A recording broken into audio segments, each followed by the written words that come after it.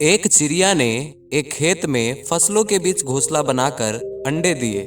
समय आने पर उन अंडों में से बच्चे निकले। अब चिड़िया अपने बच्चों के लिए दाना चुनने रोज जंगल जाती। उस बीच उसके बच्चे खेत में अकेले पड़ जाते थे। चिड़िया लौटती तो उसके बच्चे बहुत ही खुश होते और लाया हुआ दाना खाते। एक दिन जब चिड़िया दाना चुनकर वापस लौटी तो उसने देखा कि उनके बच्चे बहुत ही डरे हुए हैं। उनके बच्चों ने बताया कि आज खेत का मालिक आया हुआ था और वह कह रहा था फसल पक चुकी है, कल बेटों से फसल की कटाई के लिए कहेगा।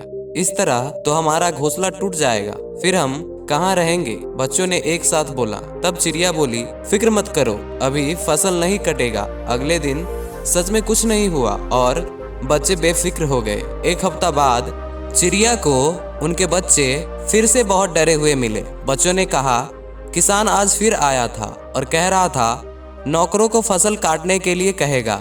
इस बार फिर चिड़िया ने कहा, कुछ नहीं होगा, डरो मत। अगले दिन फिर कुछ नहीं हुआ और बच्चे फिर से बेफिक्र हो गए।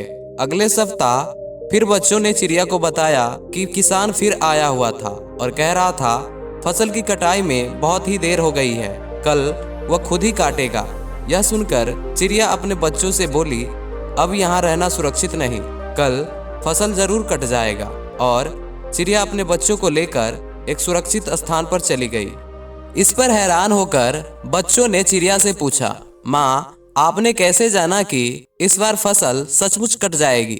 चिड़िया बोली, बच्चों, जब तक इंसान किसी काम के लिए दूसरों पर निर्भर रहता है तब तक उस काम को संपन्न होने में संदेह लगा रहता है, लेकिन जब वो उस काम को खुद से करने को ठान लेता है तो उसे पूरा करता है। किसान ने जब खुद फसल काटने की सोची तभी तय हुआ कि अब फसल जरूर कट जाएगी।